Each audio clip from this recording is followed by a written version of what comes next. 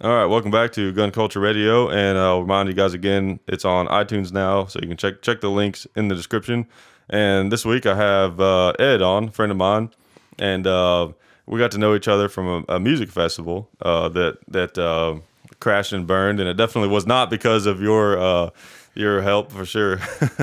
But yeah, so you did the sound for me at a music festival. Did an amazing job. It really was a great festival. It went really well as far as entertainment value. It was terrific. I agree. It was very good. Yeah, but just from a business aspect, did not go very well. Right, and that happens sometimes, unfortunately. Yeah, it does. But it was a lot of fun, man. But yeah, that's where we got to know each other and stuff. And I thought it'd be cool to have on because I like to bring people on the show, not just your typical like, here's Jim from this book he wrote about self-defense, or here's this guy from this company who wants to tell us about this new gun that's out. People from different backgrounds, because that's something out in the gun community and culture we don't get enough of. I think is we kind of get trapped in our little bubble and we don't experience things outside of it very often. So. And I've always been a guy that kind of crosses boundaries. And a lot of my friends are like that. So I thought it'd be cool to have you on. Well, thank you very much. Glad to be here. Yeah, man, I appreciate it. One of the first things I wanted to ask you was about, because since well, first maybe tell people like your background in the music industry, and some of that. I've been playing professionally since about the age of 14. Did it as a side hobby up until about 1992. I worked for a utility company in Kansas City, and finally decided to make the big plunge and moved to Nashville in '92 and did it full time. Yeah, been on the road a lot, right? And I'm sorry? You've been on the road a lot, right? Yeah, absolutely. Toured a bunch in the mid-'90s. Try not to do it now, at my age, as I've been there, done that sort of thing. Yeah. But yeah, definitely toured a bunch in the 90s and worked with a lot of really great people, big acts, and really enjoyed it, actually. Yeah. Still enjoy playing. Probably one of my favorite things, in the world to do is to play those drums and play music. Yeah, but it's tough sometimes setting up those gigs and stuff and not getting to get out there and play. And absolutely. But that was really tough. I toured with an act in 1994 called the Screaming Cheetah Wheelies, and they were on Atlantic Records, and actually a fairly big act at the time. Yeah. And they became great friends, and one of the guitar players, Rick White, and I played together for several years after that, actually in a trio project. But it was difficult, knowing them like I did and hanging out with them. And when they hit the stage, I wanted to be right out there with them. But it was great. Met a lot of really cool people and really enjoyed that part of my past life. Yeah, yeah, that would have been cool if maybe. Well, you never want him to get hurt, but like maybe the drummer couldn't play for some reason. You had to go out there and that would have been great actually, because I did learn the stuff obviously that they were playing and could have subbed for him. Did happen one time actually. A bass player in Screaming Cheetah Wheelies.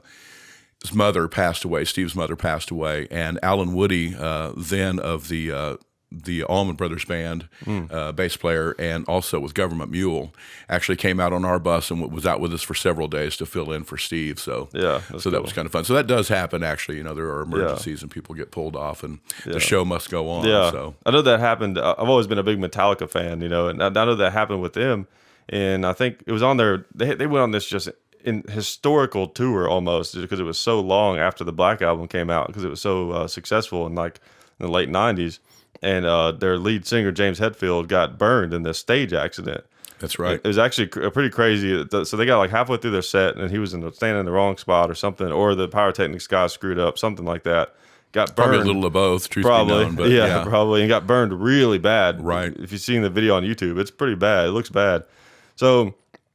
Well, on that specific event, he gets burned really bad, and it was Guns N' Roses and Metallica playing that night. So they get halfway through their set, they have to go off for obvious reasons. He has to get rushed to the hospital. Guns N' Roses comes on, they play one song, and then Axl doesn't like how they sound, and then they go off and don't play. So it was this huge riot, basically. Everything got burned. It's true. Yeah, but anyway, so that one of their guitar techs ended up filling in for James, and he did a ton of shows because he couldn't play guitar for a long time. Right, he was burned so bad. Right, and you do see that, and most of the time, the technicians on these tours are as accomplished as and sometimes even more so. Yeah. So typically the technicians, drum techs, guitar techs, are actually musicians, players themselves, and can actually probably step in and do the show. And it makes sense too, because that one thing I've kind of realized that when it comes to music it's not like sports. It's not really about your just your talent. If you look at the big bands, it's not because they're necessarily the most talented. Sometimes it's right place, right time. Exactly. Or some of the right ideas. Some of them may not have even been like that great of guitar players or whatever, but they just had some real good ideas that hit right at a certain time. So yeah, I could exactly see that. Right. Yeah, that makes sense. That probably has happened to you before. You're up there, I could have played that better than him. Yeah, or it's just that wanting to be there, just like liking Yeah. it so much. It's like, oh man, I'd love to be the one out there doing that right now. You know? Yeah. And of course, the wheelies, those guys were all my friends anyway, and they would drag me out, knowing that there were many times when when they would drag me out on stage to play some percussion or something, knowing that I enjoyed being a part of it, and That's it cool. was fun. Yeah, a bunch of great guys actually. That seems like it would have been just a cool atmosphere to work in. Very much so. Yeah, traveling very much around so. a lot, and everybody's pretty cool probably, and that whole atmosphere just. I mean, it seems like it'd be a pretty freeing, line of work, in a lot of ways. Yeah, I really, like I said, it was something that I had aspired to probably most of my adult life.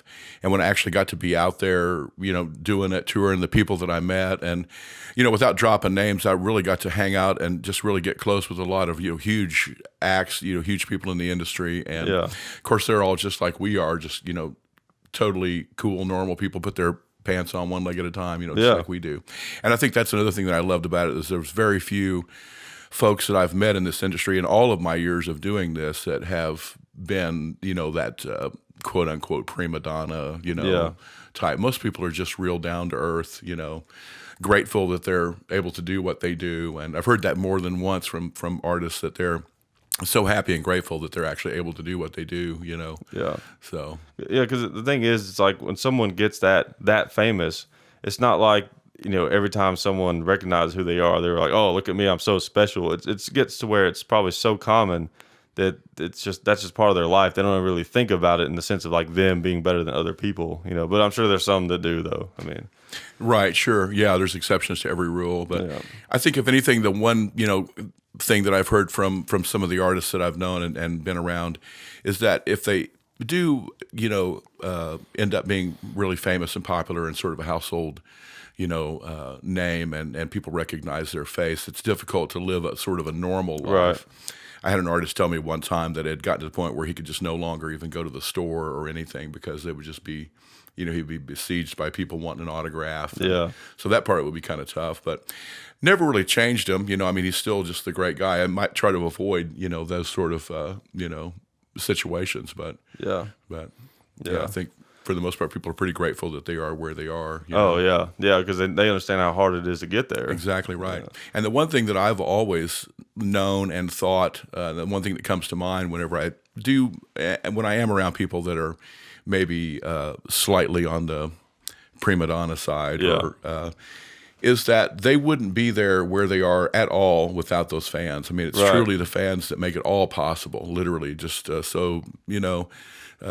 it's best to not get above, try not to get above your raisins, like Ricky Skaggs said one time on one of his records, don't get above your raisins, Yeah. Yeah, it makes sense because, like we were saying, it's not always just about talent. Sometimes it's about a little bit of luck sometimes. A lot of luck, actually. Because there's a lot of luck. Because you might be successful, and you definitely, if you're successful, you definitely deserve it. But there's another guy who might be just as good as you or better. It's just, his thing didn't strike as many chords with as many people at That's the true. right time. That's absolutely right. That's absolutely correct. And I actually had to sort of explain that to my cousins when they were in town recently visiting us here in Nashville. He said, all these people that you've known and worked with, and he's known me all of his life and known of, my travels. And he said, why do I not see you on TV all the time? Why are you not just this big, huge thing? And I said, it's not like that with everyone. I mean, it's just a rare few, small percentage of people that actually do realize that kind of success. Right. And I'm certainly not, I don't regret not realizing that sort of stardom or that level of, because the folks that I have worked with, the people in the tours I've been on, and it's really been a wonderful experience. I wouldn't change any of that for anything. Yeah. Yeah. That's such an awesome, career that you've had doing that. So many people are stuck in jobs that they just hate. It doesn't speak to anything about who they are as a person. That's true. And I do. Yeah, I agree. People go through their entire life. And I know, I grew up in Kansas City, Missouri, played music, like I said, professionally from about the age of 14 till to present. But I know people that are extremely talented. I know folks in Kansas City, my old hometown, that are just would absolutely be, someone that you would see on TV or hear on the radio. But they just never take it to that next level. And a lot of folks actually don't have the desire. I worked with, in one of my regional bands back in the day, worked with a guitar player that was very well studied, went to the conservatory at UMKC in Kansas City, studied in Spain, a guitar player, an extremely accomplished guitar player. Love him to death. He's a great brother. And he always told me back then, after I moved to Nashville, he says, if you ever need me to come down and play on some tracks or just, he said, but, he's got family, a wife and children. And he said, I just have no desire to actually go and move and be there and do all that. But he's probably as good a guitar player as I've ever known, So there are people just that you just never will ever see because they don't aspire to turn that into that kind of a career or. Because you can't really have much of a typical family life if you're on the road all the time. It's hard, I will tell you. Yeah, it's very difficult if you spend a great deal of time on the road. And in the mid-'90s, for instance, I was touring a lot exclusively, just being out there a lot. And it's very difficult to maintain a relationship or just because you're gone all the time. Just the fact that you're gone, for weeks and weeks. And you always look at those rock stars like, man, they get so many girls. It's like, oh, because they have to, Exactly. What I mean? They don't have any other options. Right, right. It is funny though that like my friend Jeremy, he's a guy that he actually made like one of the logos for me on the show, but he was in a punk band for a long time. You know him, and he was telling me it is weird the phenomenon though of just being in a band. Like how women just like flock to, especially singers. He said the singer always got all the girls. Right. It usually is the singer. That's true. And it would like trickle down. It'd be like the singer, and then maybe like the guitar player next, and then like the bass player, and then of course you're the drummer. But sometimes like the drummer, the bass player, would get. But it's just because I guess like, the singer is like there center stage, and you see them more. I don't know.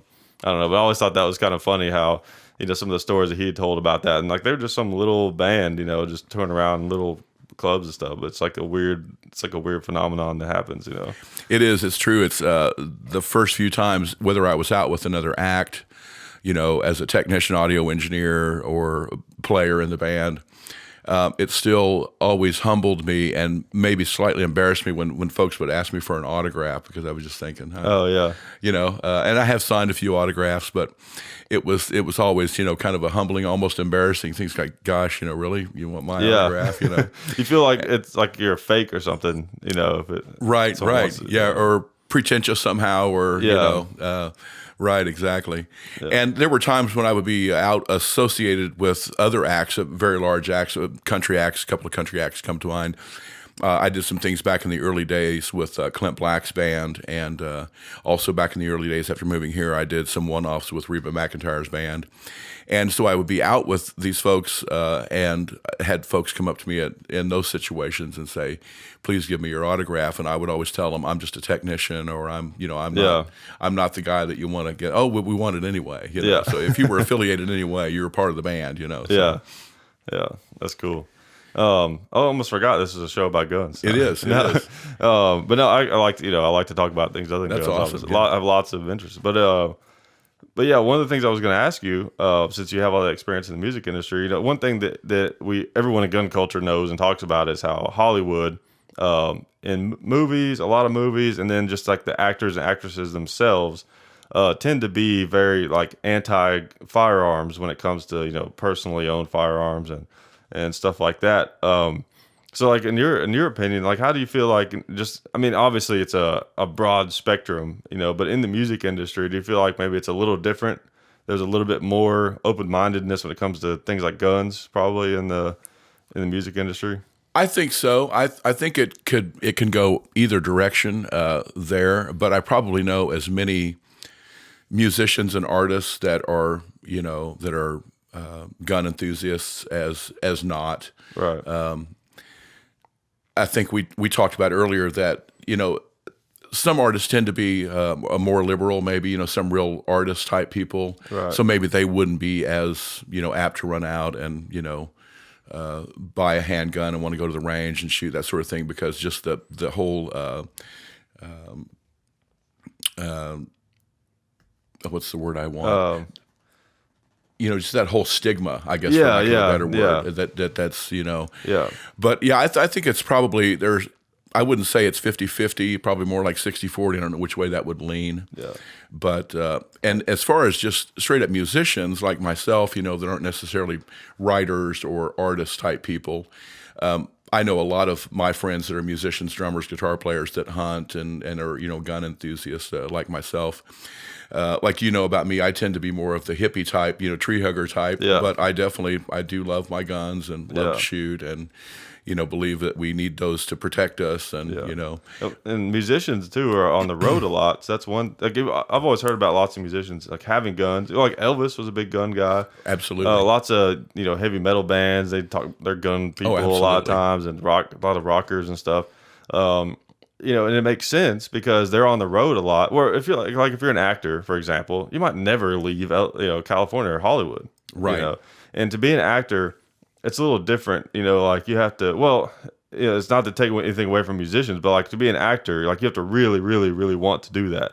But the musician, like it's a little different, it seems like to me, because it's like get into it because it's fun and all this and the right things kind of happen and you work hard at it and you get successful. It's just a little, seems like to me it's a little, true. You're going to have a broader range of types of people that become musicians than actors. So it seems like that would be definitely a big factor in it too. But it just also just the aspect of freedom and independence and just those kind of like fundamental values, it seems like would definitely be more shared, by musicians, because they're kind of like, I'm just out here just playing music. And also there's a side to music where it's not just about entertaining people, like especially some music, it's way more than just entertainment. I mean, they're really like helping people and really putting information out there that's good, and trying to spread good in the world, right? And stuff like that, not just dancing monkeys on a stage, they're actually like helping make a difference, right? So that's another thing, and like, I think one thing, like we talked about the more the highly creative side in the music industry and them being more likely to not be as into guns. I think sometimes people like that, we need people like that, I feel like, because it's the way I look at it, like, in our society or our culture, whatever, it's kind of like a pendulum that kind of swings back and forth. And we need people like that to kind of swing us in a direction. That's true. That is a little bit more to ideological. Yeah, and caring and all those kinds of things. But a lot of times people like that, they're almost too ideological and they get to a point where they're almost unrealistic.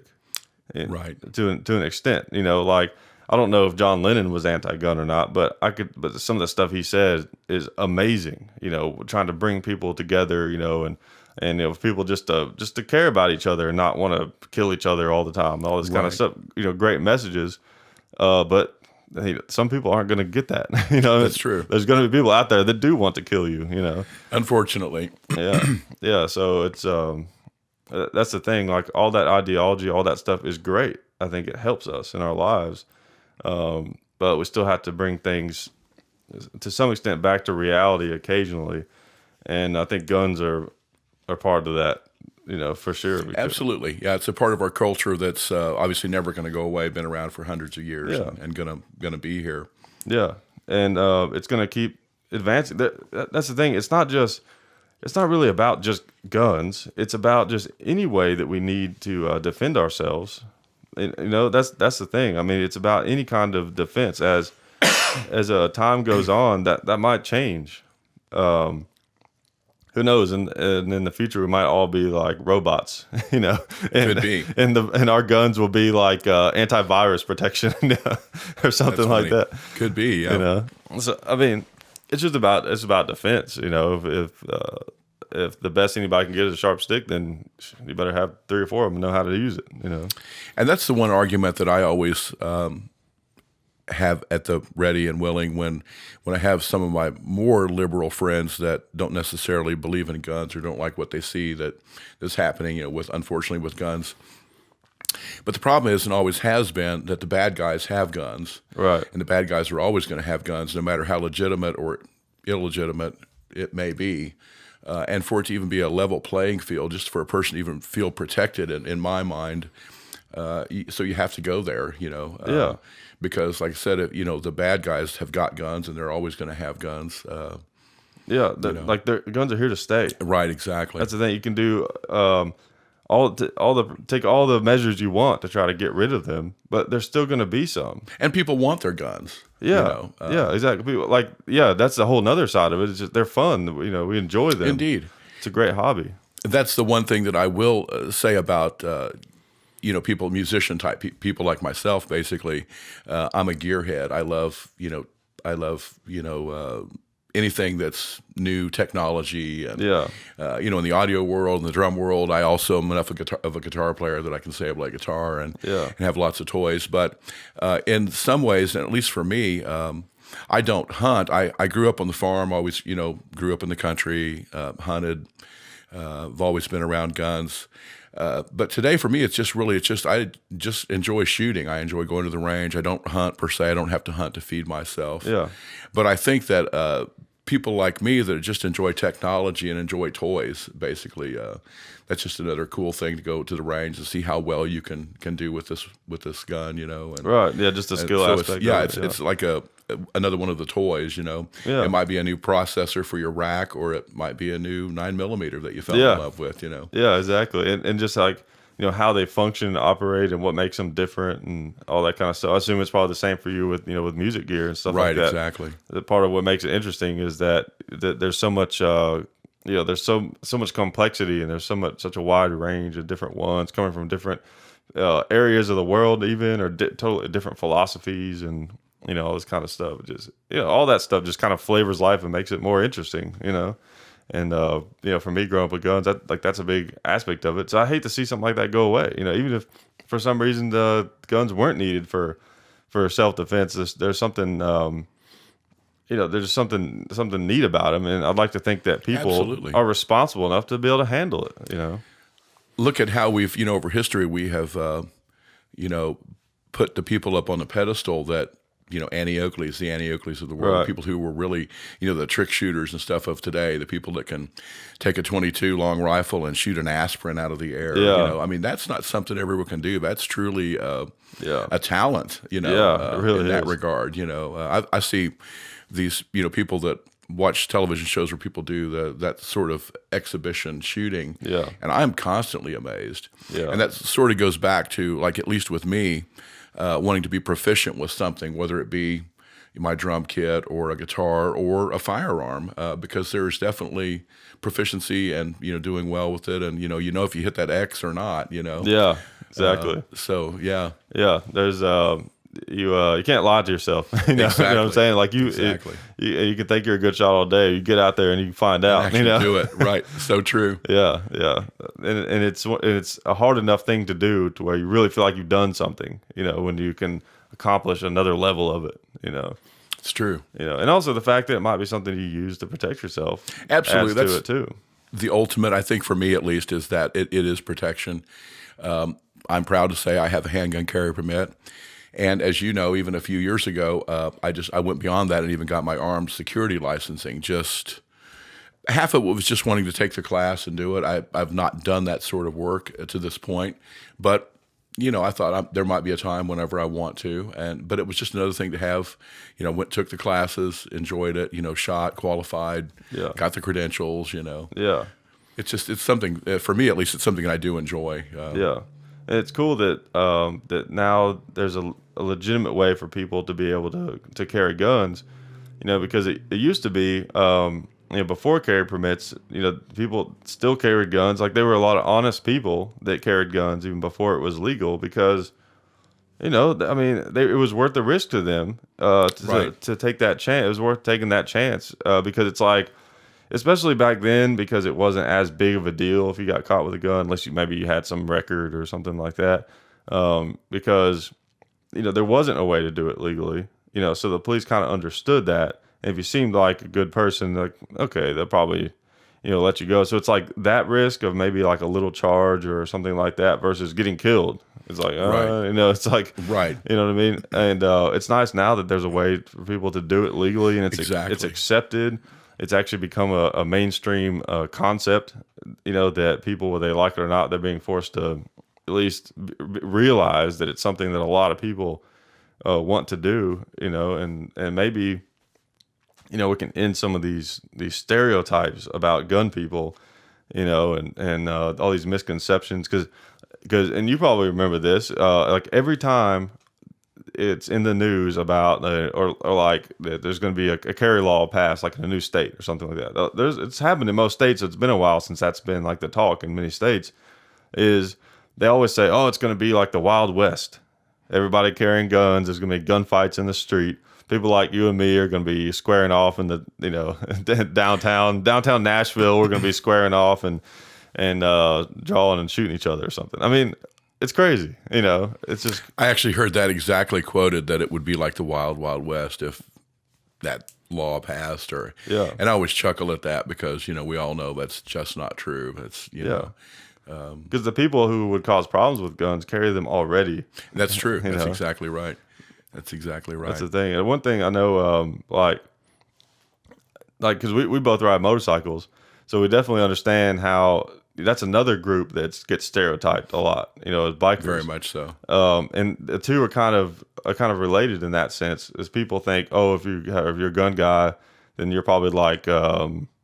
Is it Dale from King of the Hill? What's the one that's like the crazy one that? Yeah, Dale, I think. Yeah. Whatever. They think you're like him. If you have guns, you're just like some crazy like Unabomber. Living in a cabin out in the woods or something. Plotting his your revolt against the government or something like that. And if you're a biker, then you're in a biker gang and you're a gangster and you sell meth on the side or something. You know what I mean? It's like. People get these ideas about certain groups of people, and it's just ridiculous. It is sad. It's sad, but true, though. It's very true. I've had discussions with people that I just end up shaking my head and wondering how they arrived at that, but it's just media doesn't help, especially lately. There's been a lot of bad press about guns, and a lot of my more liberal friends have just been going bananas with all that, Yeah. And a lot of it is the media. Like, think about with motorcycles, which is going to get a news story of just a bunch of friends like ride across country, or a biker brawl at the bar down the road and someone got stabbed. Right, exactly. What's going to be in the news? You know what I mean? It's the same way The with guns. stabbing. Right. Yeah, you only hear the bad. It's true. That's the part of the problem with the news is like everybody gets kind of programmed to thinking that like everything is scary and bad because the news just shows you the worst of the worst. And they might throw in a cute puppy story every now and then, but that's not enough to throw a wet blanket on it, Right. It's crazy. And one thing I remember you were kind of telling me, because you've been involved with motorcycles a lot longer than I have, because I recently got into it. I guess it's been almost 3 years now, something like that.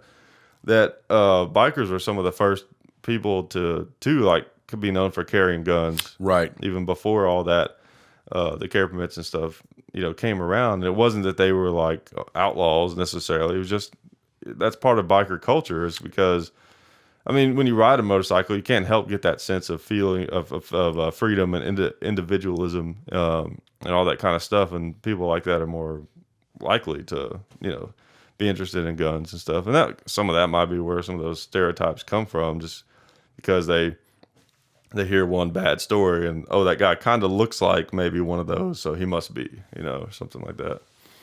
I don't know. It's crazy. Yeah, it's it never ceases to amaze me that there'll be one really bad situation that suddenly changes the climate for a while, like we've had in recent years, particular shootings. But to me, they never really address the real issues. It's because they had the access to the gun. It doesn't address the underlying, maybe potentially mental issues or issues at home with the family that have turned them into some kind of a maniacal killer. But it's always blamed on the gun. If they hadn't had that gun. But it just, to me, it's not true, because if someone wants to kill someone, they'll do it with a wrench or a piece of 2x4 or a knife or whatever they can find. It's like, of course, this is taking it to a really basic level, but it's like you don't blame the spoon for diabetes, and so people are always continuously blaming guns for the bad that is inherent in our society. To me, it's not really logical, because it's the person that is pulling that trigger. It's the person that, like I said, if someone wants to do harm to someone, they're gonna do it with or without a gun. They're gonna figure another way, Right. So, And if you think about it too, it kind of makes sense why some politicians want to be anti-gun, because I've noticed that when it comes to politics and things, there's a lot of common themes across lots of different, areas, and they never want to make people feel like something is their fault. Have you ever noticed that when it comes to politics? It's never their fault. It's always like, oh, it's your situation, or it's because of your race, or it's because there's guns. It's because of this or that. It's never our fault. And a lot of things they're our fault. it is indeed. That's exactly. It's how every single problem that you can think of is because of someone thought about it wrong. Because nothing moves by itself. So everything is our problem. And it's like we don't attack the issues in the right spot. We attack the materialism side of things without attacking the mental aspect of it. Because the way our society is kind of unnatural in a lot of ways. The way that we live, and we have so much focus on materialism. So when there's a problem or something happens, we blame material things instead of actual. It's true. Things in our minds and the way we view the world. True. And stuff like that. And I don't know. It's going to take a lot for that to change. And a lot of times it seems like it comes down to exposure. People tend to fear things that they've never had exposure to. Or they That's don't. true. To me, that's what I found is a lot of it. Like, have you ever known anyone that was actually exposed to guns in a positive way that still just didn't like them at all? Not really. Even some of my friends who profess to not be gun people, in just conversations I've had, candid conversations, I've said, hey, you should come out sometime and I'll teach you how to shoot this thing. And more than one, even though they're the ones that will maybe post stuff on social media against guns or speak badly of guns, they'll go, yeah, I might like to know how to shoot a gun. Yeah. And what I think it actually, then that takes it to that most basic curiosity that is the good part of it. It's like, I just like to know how to shoot the gun. I don't want to go out and rob the local convenience store or go rob a bank or shoot someone. Yeah. I just want to empower myself with the knowledge of how to excuse me, handle a gun properly and safely. And I even had the idea, I was talking with my wife about it one evening. I said, I don't know of too many classes. I have actually seen a couple that you can take now. I've found a couple of things online, but I always thought it would be cool and would be willing to just do a class. It's not a handgun carry permit class. Just like a general strictly training just class? a general. If you want knowledge of a weapon, a specific weapon, or just weapons in general, if you want to know how to shoot a rifle, a .22 or a shotgun, or that you would just go to this class and they would teach you how to load a weapon properly, safely, teach you basically gun safety, you know, and gun handling. I think that would be actually really cool to do something like that, and to empower people so that they're not afraid of this object. There's a lot of fear, I think, with people. They see a gun, a loaded gun. One of my friends told me recently, yeah, I've got a gun in the house, but I don't keep it loaded. It's like, what?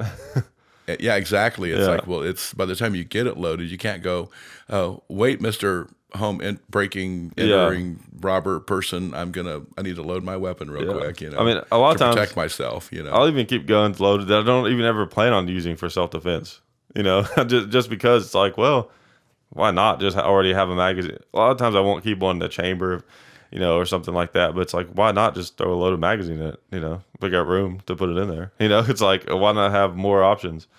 But yeah, that is weird. It's like, I think some of that is, it's like I said, they don't have exposure to it. They don't understand it. So to them, that gun is unstable or unpredictable. It could fire. If you drop it, it could fire. If you handle it wrong, it could fire. And still not true. I'm sure there are some weapons that would go off if you dropped them, but I have accidentally, wearing a slide holster, which I no longer wear for a couple of reasons, or very rarely at the very least. One day had one somehow managed to kind of pop up out of that slide and fall to the concrete. Weapon never went off. I mean, most modern weapons don't. No. Yeah, they don't. So Yeah, just about all modern handguns are drop safe. right, exactly. Yeah, so that's not even a possibility. You Right, not literally a have to concern. pull the trigger for that Right. thing to shoot. Right, exactly. It's almost like if the way I look at it is if someone had never driven a car before for some reason, and they always heard about all these accidents that people are having, or they saw cars wrecking into things and stuff like that, they would have no way to understand. They would look at that like, oh, that's the car. Look at those cars doing that. Look how dangerous that is. But if they actually got behind the wheel of one and drove, they'd be like, oh, okay, so you operate this.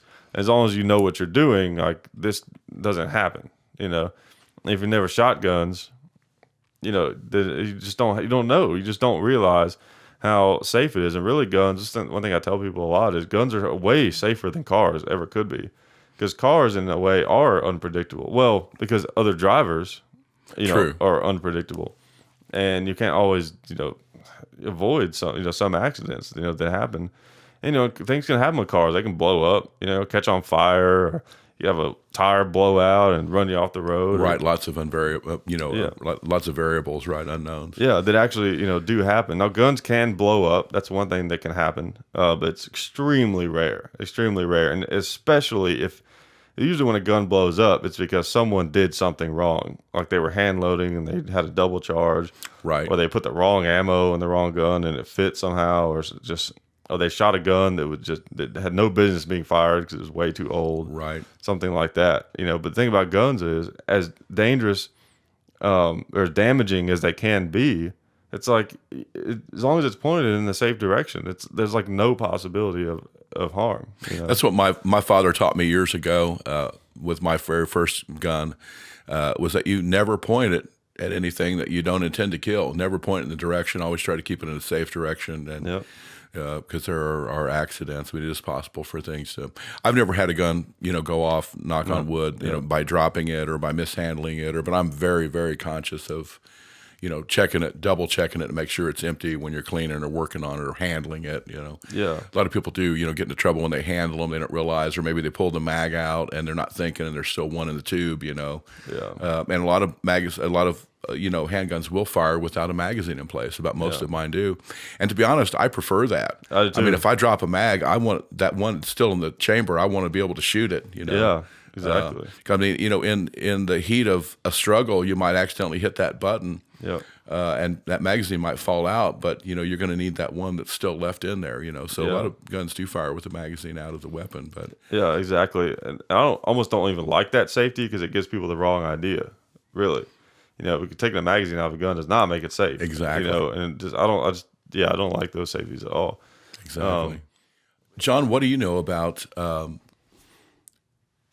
what I'm hearing? Someone was telling me recently that some laws might have passed allowing that maybe Tennessee was trying to get a law to be passed that would allow for people to not have to have a carry permit. Yeah, I've heard something about that. As long as you're carrying it open. I guess that you wouldn't be able to carry it concealed, but if you were carrying you it have open, to. Yeah, was it one of those? I forget what they call those. It's like constitutional carry, I think is what they call it, where you don't need a permit. So it has to. So it was one where it had to be open. Right. But I have to say, I have to go on record that I really disagree with that mentality. I think that what I feel like is, I went, took the classes, got the background check, got fingerprinted. I want for people to have to do that. If you're going to carry a weapon, I think people should at least, otherwise, I mean, you've just got everyone can just throw a gun on and walk. And I mean, I don't know that, that they've had any experience with that, or that they have any training with that, or that there's been any sort of background check. I do sort of understand the castle law that your car is an extension of your home. Right. And so you can keep a loaded weapon, in your car. Problem with that is if you take that weapon out of your car in the parking lot of wherever, and you're now breaking the law if you don't have a carry permit. Yeah. And I don't know that I even agree with that. I don't think everyone should be driving around with loaded weapons in their car, because I really do feel that people should go and get it legitimately, and go and take the classes and register for it and be registered for it, and Yeah. I would see normally I would agree with that, but the problem is the way I see that is that yeah, in a perfect world, like yeah, it would be nice if everybody had firearms training that was going to be carrying a gun. But the problem is, the criminals aren't going to get any training, and they're going to be maybe even seeking to use their gun in a bad way.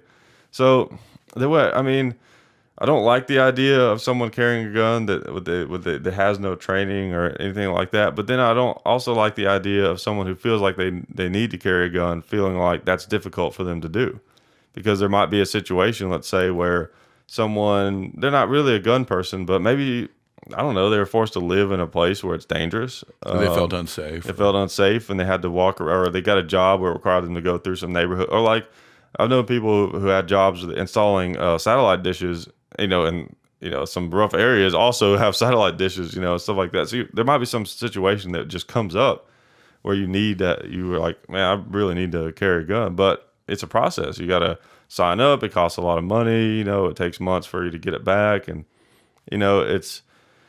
And at the end of the day, it is a constitutional right, and that is a kind of a restriction on that. So, I can see both sides of it. I'm not totally closed-minded to it. I can see both sides of it, but it's just, everything has a downside. But I don't know. It's because, yeah, there could be someone carry a gun that's not trained, but they might just carry it anyways.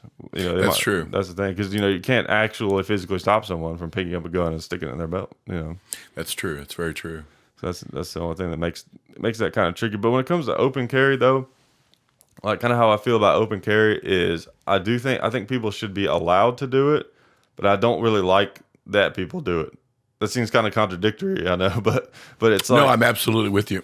Yeah, I don't like agree. The government saying like you absolutely can't, because I think there's some situations where it kind of makes sense, maybe, especially like if you're like out in the country, you've been on your farm or something all day, and you just run into the store or something, or whatever the situation might be. But the problem with open carry is, we talked about this before. I know it makes you kind of a target. I think that it's more likely to make you a target than it is to make you a deterrent, I think. True enough, and I also feel that people, even though we all know how widely gun carry is established throughout the United States, I think there are people that when they see that big full size semi-automatic pistol on somebody's side, there's an intimidation factor or a little bit of a fear factor, or there's that goes with it. However, you might be looking at that same person. If you don't see that weapon, if it's concealed, there's not that Right. sort of. Kay and I went into a restaurant last weekend, one of the chain restaurants, and to grab some lunch. And there was a nice couple that just stood up to leave as we were walking in. They were leaving. And he stood up, and you could tell it was just a civilian type person like myself, blue jeans and a T-shirt. Yeah. But he had a full-size semi-automatic pistol in a slide holster, and his shirt was tucked in, and so it was very obvious and very much out there. And I couldn't help it. I even spoke with my wife about it after they had gone. I said, it's just kind of, I don't know, it's just not the vibe that I want to portray. Right. I'm not a police officer. I'm not working a security gig where that presence of that weapon needs to be known. Right. And then furthermore, this gentleman, and they seemed really nice. There was no weird vibe about this couple at all, but he did indeed have it in a slide holster. There was no retention, no way to, Yeah. and like you and I have talked about in the past, someone can just walk behind you. If you're standing in the local convenience store and this person's getting ready to rob it and you're standing in line, he could use your pistol to rob the store, because there's no way you're going to stop him from pulling that out of that slide. Right. They can just walk right up. Before you even know it, they've got that gun out of your holster, Yeah. But if they don't know that holster's there or that gun is there, so that's my thoughts on the conceal is just, like you said, it makes you a target for either having that gun taken away from you, or potentially someone is going to come in and rob this convenience store. They're going to shoot you first. Yeah. Because you're going to be maybe a deterrent to them getting out of there with the cash drawer. Right. Exactly. Like it would be. There's always those opportunist criminals. Exactly. The ones maybe they weren't there to do something specifically, but they saw that opportunity and they jump on it. And it's possible that it could attract them. It's just and also it's a PR thing too, because there's people that they don't like to hear that you got to be politically correct when it comes to guns and things like that. And typically, I don't like political correctness. I want to feel like I can just say whatever I want to say. But the thing is, Sure. Words are just words, but they have impacts. Language has impacts, and things you do have impacts, negative and positive. So I think we have to worry about those kinds of things because since guns are so under scrutiny by so many forces, out there. I don't necessarily want to just, scare people. That's the thing. Me too. Like, I don't like too. that my gun scares them. I think that's kind of ridiculous, but also I don't want to scare them at the same time. You know what I mean? So, it's a tough issue. That's something It really is. When it comes to gun culture, people argue about that a lot, and I can see it either side. It's just, it has its detractors like everything, but I don't like to do it. One, because I've seen people open carry, and some it's very obvious that they are not doing it for this reason, but there's some where it's just like, man, you're clearly doing that just to show off. Mm-hmm. You know what I mean? Absolutely. I've seen those. It's just like, come on, nobody's impressed, dude. And that's the first thing I think when I see that typically is that they're just trying to, it's that power trip, Right. Yeah, exactly. Yeah, they're, wanting you to know that I am armed, and it's a power trip thing, Sometimes you see those guys and they're like dressed like Ranger Rick and they've got their holster of the 1911 on. And when you see those guys, you're kind of like, okay, that's just who that guy is, Right. He's that guy. But then when you see some guy, it's just some regular kind of dude that doesn't seem like just real put together, just kind of some redneck dude, and he's got a big gun on his hip or whatever, and just it's like, it seems like to me that gun is like that just excessively loud muffler to you. You know what I mean? It's like you're just trying to show off. It's true. Yeah, I agree. Yeah. Which that's something that always bugs me is just like overboard ego stuff. That people do. I like those. And I'm not being hypocritical, even though I have a car that is super loud. But the thing is, it's like a specialty car. Like, I don't just drive it. It's not my everyday driver. It's just an occasional thing. And it's set up to be a drag racer, so of course it's loud. But, like, people around here, they make their trucks just stupid loud. I mean, just stupid loud. Like, a little bit loud, it sounds good, like a nice V8 rumble, and all that. But they'll cut the catalytic converters off and it's just about everything to the point where they're just screaming, just going by your house all the time. It's like, what's the sense of that? It doesn't give you any more performance, really, So, I mean, I don't know. That kind of stuff kind of bugs me sometimes. Yeah, I hear you. Yeah. It just makes, I don't know, it makes Southern people look dumb and just... It gives us a bad name. Yeah, exactly.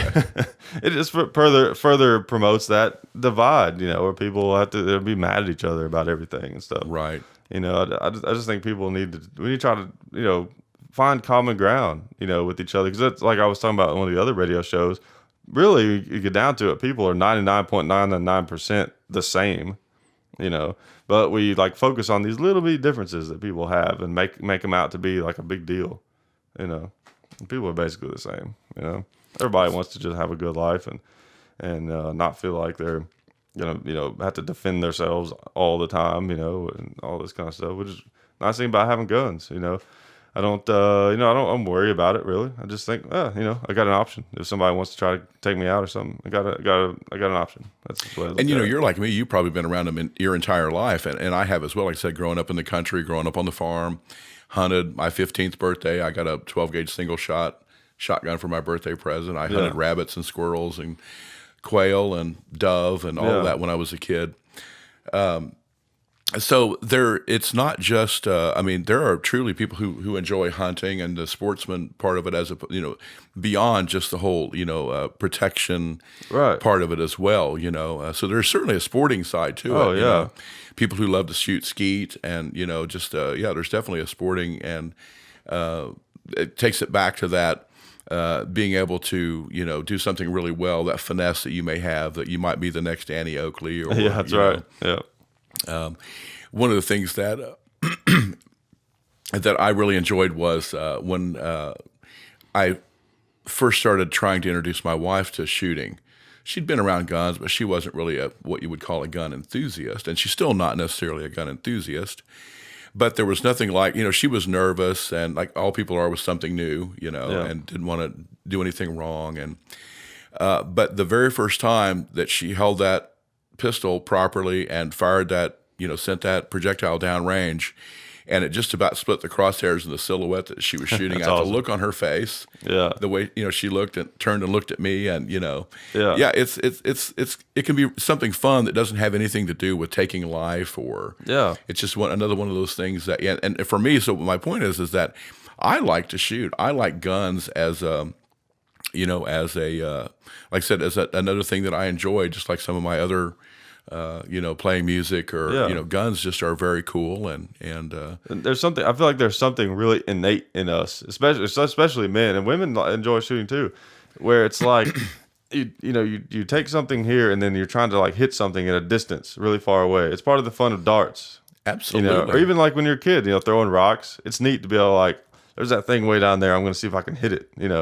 There's something neat about that, and that's what I love about watching you guys when you're on the range, actually. And you hear the round go off, and then you hear the dang when it hits the piece of steel, or the delay is kind of cool. Yeah, the delay is cool, but then just that audible, you didn't miss that target, and like you said, you sent something down range that connected where you wanted it to go, and so there's an expertise there. There's definitely and that's what's fun about steel targets, that people who haven't shot much steel don't get to enjoy as much, or people who have never shot outside before, who've only shot like indoor ranges at paper, is when you shoot paper, every shot you put there, you can like very easily scrutinize it, like, oh, it was in the center, but it was a little off to the right. You know what I mean? Like every shot, exactly like where it placed mathematically in the grid of that target. Exactly. But the cool thing about steel or shooting just something outside, it's like, there's your target. It doesn't really matter where I hit that. It's just, did I hit it or not? You know what I mean? You could still look and see where your hits were, but there's something fun about like when you hear that being, like you said, it's like, okay, done, accomplished. You know what I'm saying? I'm not worrying about where I hit it. I hit it. That's all that matters. Now I'm going on to the next one. Something fun about that. It's just, which reminds me, you have to get you some steel targets out of your place sometime. We definitely need to do that. I think that'd be fun. I want to find out, legitimately, if we can do that. I know we can shoot. Everybody around us shoots out there where we are. Yeah. We have the 8 acres. But we are still in Davidson County, so I'm not sure what, legitimately, because that was the one thing we talked about it, and Kay was like, well, what if we got in trouble for, so I need to know if I can technically do that without, because I'd hate to have my neighbors complain or something. Yeah. But and definitely you want to check your local laws and stuff on that kind of stuff. But as far as I know, like nobody quote me on this, but I'm pretty sure Davidson County is okay to shoot in because it's so big. Right. And there's a lot. there's a lot of country still in Davidson County. So I don't think they've passed any laws about not shooting yet, but definitely have to look that up. Right. But yeah, like I was telling you before, like an awesome way to get started on anyone listening, if you're trying to get started on a steel range, I think one of the best ways to do it is to get some round plates, whatever size you want, it's already pre-cut with a hole, and just get plant hangers. That's the easiest way to do it because you don't have to, try to build some frame or buy some big elaborate, setup or anything. You can just set them around, wherever you want. Right. And they're great. They don't have the ricochet issues because the way they swing, everything just kind of goes down, and they're safe and all that. So that's the way to do it, I think. Because most of the time those bullets fragment when they hit that steel too, right? Yeah. So. Yeah, they'll come off in pretty big pieces sometimes, but that's the beauty of those targets that swing a little bit because it'll deflect it down basically. Yeah, down and out kind of. Yeah. Because that was a problem where like my dad's old, the old range used to have set up the plates that they used to shoot a lot at IPSC ranges and stuff like that. Is they would be a circular plate and it would come straight down, and then there'd be like a little platform. You don't really see those much anymore because what would happen is if it would get hit low, he's got like a little 90-degree right angle there, so it would hit low and they come down and bam, come right back at you. Mm-hmm. So they don't really do those much anymore. And then also rifle plates too. People used to shoot just real thick steel with rifle rounds, so it wouldn't punch through, but it would make these big, giant moon craters, and that causes a problem because those rounds come in and come right back out, like throwing a tennis ball into a bowl or something, So it's kind of a weird analogy. Didn't think about that, but you're right. Yeah, that makes sense. Yeah, because you don't want them flying back at you. No, I've seen some ricochets really just right past your head, and you're like, oh, what was that? And it was caused by those kinds of targets. So if you got the right targets, it never happens. Basically, you just get little fragments. They all just go out. I've never seen anything come back from a good hardened steel target. Yeah, that's great. Yeah, and there's tons and tons of websites out there. Where you can order those. They're all pre-cut. They've got holes in them. And stuff like that. But the only thing that with the hangers, the plant hangers, of course, they're not armored steel. So if you hit it just right with a rifle or something, it might shoot it off. But you can buy them for like $10 at Walmart, and it might happen to you like, I don't know, once a year maybe, or something like that. So yeah, it's I love the various stuff that you guys have to shoot at. It's terrific, all the different targets. Oh yeah, it's fun. Yeah, the 2-liter bottles, and I love to see those things get hit, and even the clay pots, and the pots are fun. Right. Yeah, and that stuff is so cheap. You can just pick it up anywhere, and they're great like destructive targets. Sometimes it's neat to shoot something and actually see it destroy. With the 2 liters, they'll do weird things. They'll spin sometimes, or they'll spray. Yeah. I remember one time, probably the weirdest one. I think it's happened twice, where if you hit one just right on the bottom, it takes off like a rocket. It just, not like real high, but it kind of goes up a little bit and hovers and then falls. It's pretty neat. That's great. They do cool stuff.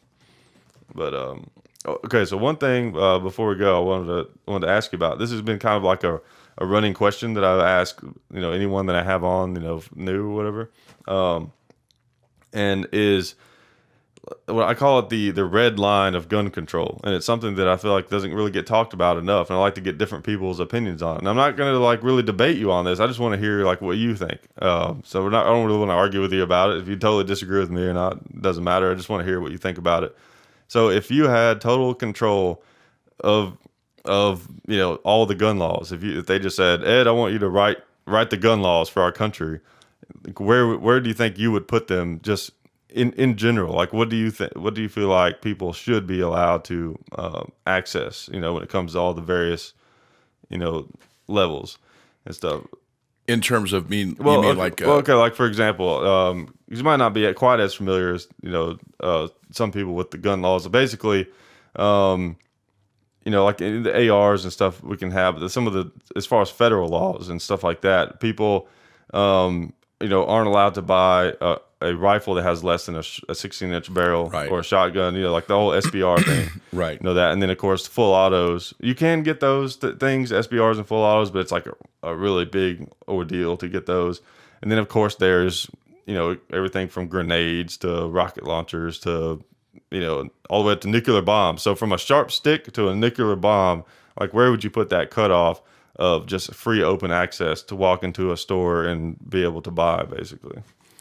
That's hard to say. I'd have to think about that, because part of me wants to say, up to a nuclear warhead, like you were saying. Yeah. No limits. That because to me, it's like one of the things that's always been kind of curious to me is one bullet or out of something that's semi-automatic or even a single shot does damage. Or, I understand, wanting to limit capacity on weapons, and not, I personally don't agree with it. I understand it, but I don't necessarily agree with it. But I guess I would have to say, for me, the line would be somewhere closer to, I honestly think that even when it comes to, fully automatic weapons, why not be able to have those without a federal firearms license? Because there are people who can bump fire, or maybe they've got a fast trigger finger. Yeah. There's still someone who can send a lot of ammo down range. It's not a big enough difference. Really. Right, exactly. Yeah. I agree. So that's kind of the thing. I think that, probably less than some kind of a weapon of mass destruction, I don't see where we should be limited to, one of the things that I've never done, I've never shot a fully automatic weapon, but I'd loved at some point to shoot a Tommy gun or, That's awesome.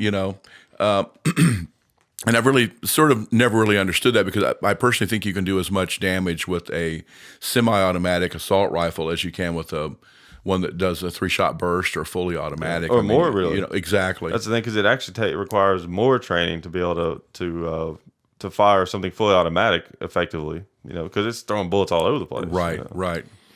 Yeah, that's pretty close to where I put mine.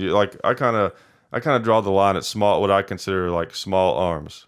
You know what I mean? Like something the average person could kind of carry with them, or Right. like small arms. I think when we get up into the realm of certain explosives, like shoulder fire missiles and things like that, I think it gets a little tricky there, because I do think if someone that was very unstable got their hands on something, it can create so much damage that the risks outweigh the benefit of people being able to acquire those. But I think that there should be a way for people to acquire almost anything, other than like chemical warfare, of course, and Right. nuclear weapons. Of course, we only want the government to have those because we trust them so much. Exactly. Well, I enjoyed watching a show. I don't remember exactly what the show was called. It was about a company in Louisiana called Red Jacket Arms. Was that Red Jacket? Yeah. What was that program? Do you remember the name of that? Sons of Guns. Yeah, exactly. I will say that I found myself a little bit envious at times of the great toys that they got to shoot. And, once again, those are not the things that the average person can, without a federal firearms license, or because they were constantly like shooting all sorts of crazy big weapons and automatic weapons, and designing and building these crazy weapons. Yeah.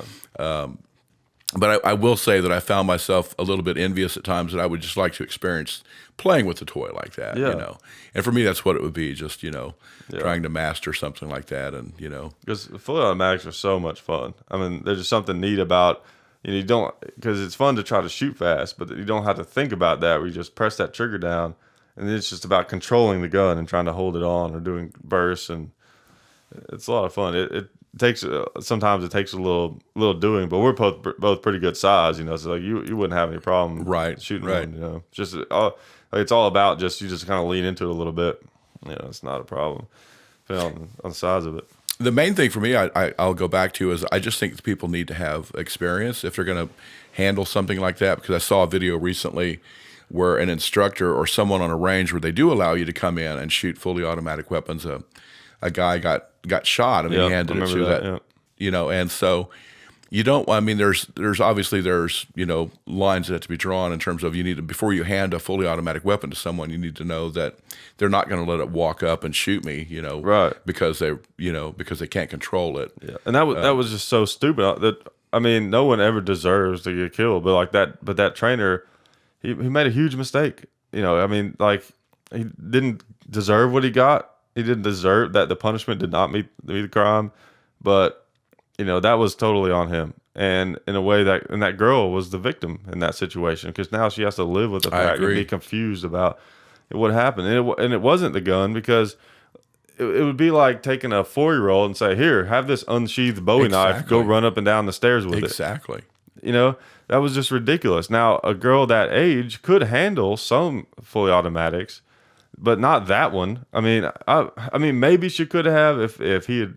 Okay, if you were going to let a really small child shoot, that was a macro Uzi, which they're famous for having an insanely fast rate of fire. Mm-hmm. So the climb is just ridiculous. It's ridiculous. It is. So if you were going to let someone like that shoot that gun, the only reasonable way to do it would be, okay, first you put one round in the magazine, let her fire one round. Okay, so you see what that feels like. Maybe even another one like that. Okay, now we're going to put 2 rounds in the magazine, so boom, and she feel that. And okay, now we're going to do 3, kind of walk it up a little bit so to kind of get the feel of it. And it's still, I wouldn't let someone that age shoot more than maybe a 4 or 5 round burst, something like that. And I would gradually stair step it up so that they knew what was going to happen and see how they handle it. Because if they couldn't handle the 3 rounds, they sure aren't going to be able to handle 7 or 8. Full mag, right. Yeah. And because if you don't know what you're doing, you don't know to that's the problem with someone like that. They're not experienced, or they're that young. They don't know to let off the trigger maybe or something. It's just going to keep going. And they're, that's ultimate recipe for disaster right there. So. And it really actually harkens right back to that, my idea that I think it would be great for there to be classes that people go and learn that sort of thing before you ever even attempt to get out there and try to shoot something. And, I just don't think people that are educated enough with it. They just want to go out and, grab a gun and start shooting it. Yeah. And so I really would push towards that, take a class, go to your local gun store. And even in the case of my wife, she actually, she works for the school board, not a teacher, but works for the school board. And so on school property, it's actually illegal for them to have firearms in their car. she went and took the class and actually qualified for a handgun carry permit, but chose not to go forward and actually acquire the handgun carry permit. But I was really pleased, even though I had taught her, what I felt like was safe gun handling. She went and took the class. It was an all-day class, you know how it is. And she felt empowered after that. I mean, I think that people just need to learn before they go out. And I think guns are great. I enjoy shooting a lot. But I just think that people, the worst things happen with people who don't have the experience or don't have the knowledge. Right. And I think that, to me, the best solution to that problem of lack of training is similar to lots of issues. Is that part of the problem is because guns are so under scrutiny and they're like so culturally unacceptable in some ways or acceptable in other, and depending on what part of the country you're from or what group of friends you have or whatever, that there's not a widespread amount of education about them. That's what's frustrating, is because so many people think, and there's something else that I won't get into that is really identical to this. And the drug war, exactly the same, because some people think that we shouldn't have them, and some people think that we should have them. Well, there's so much disagreement. They're fighting back and forth on that issue that they're missing something really important. That, okay, fine, some people disagree that whether we should have them or not. That's fine, but we should all agree that we all need to know how to use them, and for safety reasons. Even if you're not ever going to plan on getting into shooting, just the kids need to know. They need to understand how to use guns. They might be over at someone's house where there is a gun, or they might just, who knows, find one, lay it on the road or something. Like, I don't understand why that's such a controversial subject of having some type of gun safety training, almost mandatory, in schools. That kind of like boggles the mind. Why they teach kids about fire, and all these other types of things that can happen, but not guns. It doesn't make sense. Yeah, I think, society probably just leaves it up to the parents, hopefully, to do. But, I know a lot of people that don't. I grew up with a lot of people that, that didn't have any sort of exposure to guns. Right. So they're not really going to be able to teach their children because they don't have any exposure. They don't have any experience with. And it's unfair to the kids because they're not going to be with them every second. They don't know when they might not be exposed to guns, So. Like you said, find that one laying in the street or, or whatever, their friend's house. And yeah, it's like, what's the old thing when you're a kid, you learn to, don't play with matches.